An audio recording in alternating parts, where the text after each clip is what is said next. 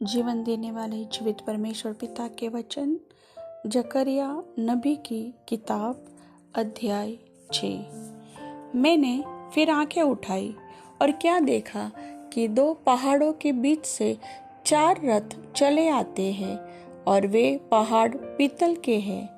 पहले रथ में लाल घोड़े और दूसरे रथ में काले, तीसरे रथ में श्वेत और चौथे रथ में चितक बरे और बादामी घोड़े हैं। तब मैंने उस दूत से जो मुझसे बातें करता था पूछा, हे मेरे प्रभु, ये क्या है? दूत ने मुझसे कहा, ये आकाश की चारों वायु है जो सारी पृथ्वी के प्रभु के पास उपस्थित रहते हैं, परंतु अब निकल आए हैं।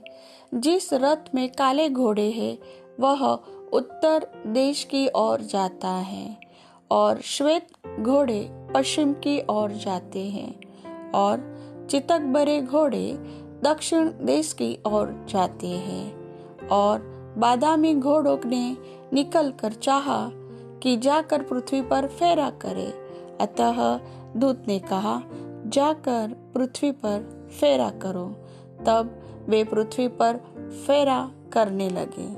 तब उसने मुझसे पुकार कर कहा, देख, वे जो उत्तर के देश की ओर जाते हैं उन्होंने वहां मेरे प्राण को ठंडा किया है। फिर यहोवा का यह वचन मेरे पास पहुंचा, बंधुआई के लोगों में से हेल्दे, तोबिया और यदायाह से कुछ ले और उसी दिन तू सपन्याह के पुत्र योशिय्याह के घर में जा, जिसमें वे बाबेल से आकर उतरे हैं।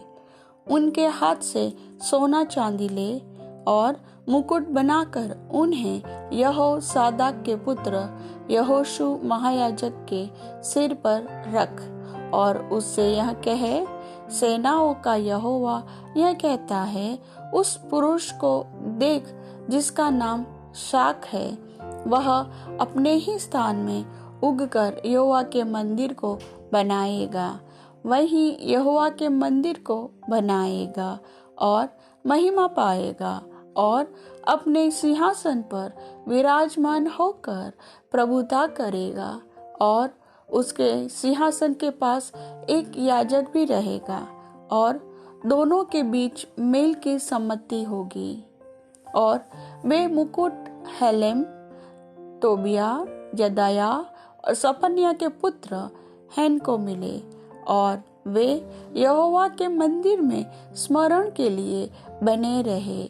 फिर दूर दूर के लोग आकर यहोवा का मंदिर बनाने में सहायता करेंगे और तुम जानोगे कि सेनाओं के यहोवा ने मुझे तुम्हारे पास भेजा है। और यदि तुम मन लगाकर अपने परमेश्वर यहोवा की आज्ञाओं का पालन करो तो यह बात पूरी होगी। प्रभु वचन के सुनने वाले सभी भाई बहनों का आशीष दे। आमीन।